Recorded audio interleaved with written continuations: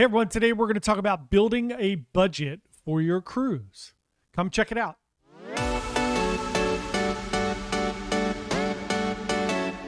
Hey everyone, Johnny from Bite Size Cruises. Welcome back to the channel. If it's your first time here, thanks so much for coming to check us out. We're just a small travel agency trying to give you the best information possible about cruising so that you can plan and go on an amazing cruise adventure. Today, we are going to talk all about building a budget for your cruise. I think it's really important when you talk to people or when you're doing this yourself. When you're thinking about going on a cruise, cruising's slightly different than other vacation hotspots, other land-based vacations. You have to think about some different things like your hotels, your airfare, all the different things that add up, entertainment that you might go see. In that aspect and that perspective, cruising's a little more all-inclusive than that. However, there are still a lot of things that you don't think of off the top of your head when you start thinking about cruising. Specifically, once you get on the cruise ship or even getting there or getting back. So today we're going to talk about building out a full budget for you so that you know ahead of time almost exactly what your cruise is going to cost. So let's start off with the obvious things. We're going to talk about the cruise line. What cruise line are you going to go on? Are you going to go on Carnival or are you going to go on Royal Caribbean, Princess, MSC? The options are limitless. So let's talk about each of those specifically pretty quickly. So you're going to have each of your major brands. If you wanted to go on a contemporary cruise line, you're going to have Carnival, Royal Caribbean, Norwegian, and MSC. Those are going to be your standard cruise lines. You're going to then pick your ship and then what port you're leaving from. So, of course, if you're driving to the port, you're going to have less expenses. If you're flying to the port, you're going to have more expenses. What I like to try to do is try to plan this whole thing out ahead of time to see if it's feasible before you even book the trip. So you have your budget all lined up and then you go pull the trigger.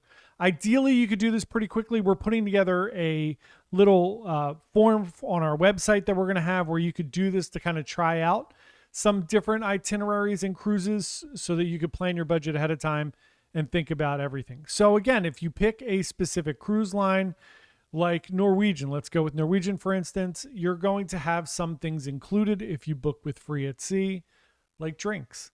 So that's something that you don't have to worry about. But let's go through each one of these things. So you're going to have your idea of what ship, what cruise, and what port. Then with that, you're going to have the itinerary. So you're going to know you're going to the Caribbean, the Southern Caribbean, the Eastern Caribbean, the Bahamas, wherever you're going. So let's talk about pre and post cruise. Pre-cruise, you want to work out where the port is. Are you going to park at the port? So if you're going to park at the port, you're going to have to pay for parking. It's usually daily, somewhere in the order of $25 to $50 a day, depending on what port you're at. Manhattan, Brooklyn, and Manhattan and Brooklyn are both $45 a day. Bayonne, $25 a day. Port Canaveral, I think, is still $25 a day. So those are the things you think of. If you are getting dropped off at the port and you have luggage, remember you're going to have tip for the porters that take your luggage and put them on the thing. You want to make sure you get your luggage. So whatever you want to do. It may sound like that's okay. Well, that might be $5 or $10. That's great. You want to budget that ahead of time so that you know all of these different things. Are you flying? If so, what do we have? We have the actual flight, right? So you have flight. You might have seat assignments. You might have bags. You might only get one carry-on. Be careful if you book with lines like Frontier, where it looks like you're getting a great rate. I've seen it happen just like a ton of times, even with myself, where I'm like, oh, this flight's $72. And I rush and book it. And then I'm like, okay, well, it doesn't come with any bags. And even for me, I only carry a carry-on. But then I have to get the carry-on, and then I want to pick my seat.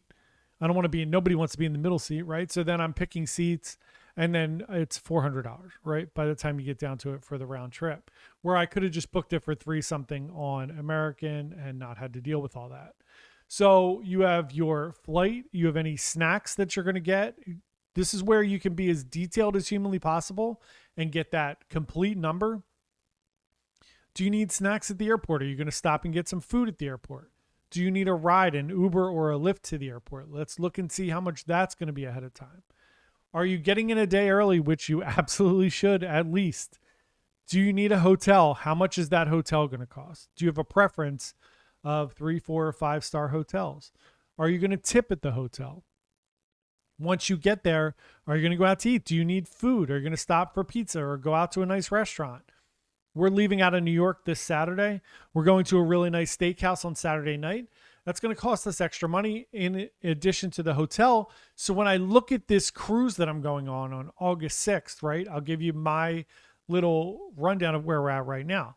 So we're leaving on the 6th on the NCL Joy out of New York. I made the decision not to drive and park there because it's just a bit of a hassle. So here's what I have. I have me driving to Hamilton. I'm going to park at Hamilton. It's $10 a day. It's going to cost me $80 to park there. Then I have to buy a train ticket, which is $16.50 to get me to Penn Station. Then I'm going to take an Uber, which is going to be $15 or $20 to get to the hotel. The hotel's $200 and some for the night. Dinner's probably going to be $100 for the night. So now I'm already at, do the math, 80, 100, 300, 400, $450. We're going to walk to the port. So before I step on the ship, I'm $450 in, right? The cruise is $2,200. That includes my drinks, my gratuities, my insurance, those type of things, right? So now we're getting through it. So food pre-cruise and then your Uber, Lyft, or if you did cruise line transfers, one section. Now let's get to the cruise. Like I said, I'm going on the cruise. It's costing me $2,200 for the cruise. Are you going to get the drink package? Mine is included. Are you going to get Wi-Fi? I have 150 minutes included. I had to upgrade to the unlimited streaming, which was $200. Now I'm at $24 and then $450. I'm at $2,800. Do you need a photo package? Is that important to you? Do you need the dining package? I did a couple specialty dining meals for $115. Now I'm at $3,000 just about. Are you going to pay the daily gratuities? Mine's included. If not, they're $16 to $20 a day per person. And then let's look at it once you're on the ship. Are you going on any excursions? I am going on some excursions. I'm doing 3. We're doing the Bermuda Triangle tour, which was $50. Or it was $70. We got a $50 discount from our free at sea. So that's $30. I'm doing the Gosling's Rum tour. That is $30. And we're doing a trolley tour. That is also $30. So that's $100. Because remember, you're going to tip those people on that cruise, on those little excursions too. A couple bucks here and there. That's another $100. So I'm around $3,000 now.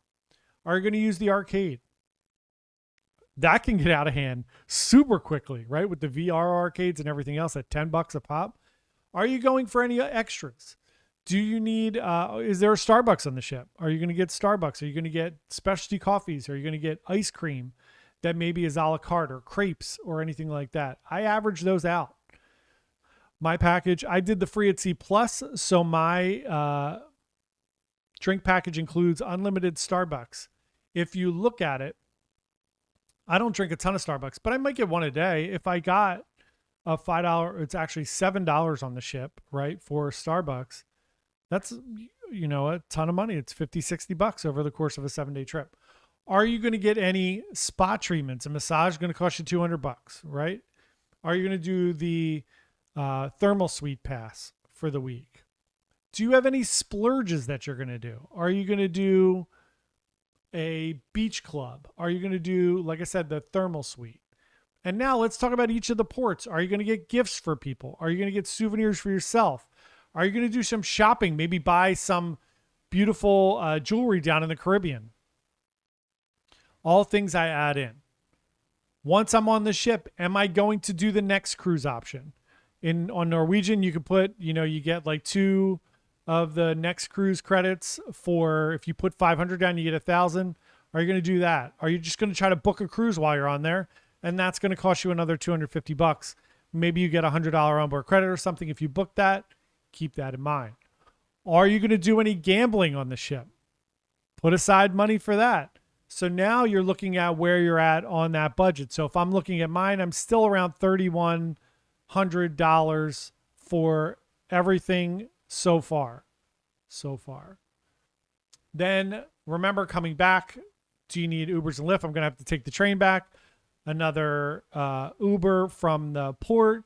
So I'm all in. I'm about $3,300 for this cruise just for myself in an inside cabin on a 7-day Norwegian cruise where I paid $2,200 for the cruise. So I have $1,100 in expenses on top of that. Imagine if you had a family and you're thinking, okay, I'm paying $8,000 for the cruise or $6,000 for the cruise, whatever it is, and then you think you're done. And then all of a sudden it's a $10,000 trip. So you really want to map each of these out. Like I said, we're going to build a form on our website, and we're going to have these little things of you to put in, like what cruise line, what cruise ship, what port, what's your itinerary? Are you staying ahead of time? Do you need Ubers and Lyfts? How far are you driving? We're going to build all this out for you so you can put all those elements in. But these are all things you could just do in an Excel, a simple Excel spreadsheet as well.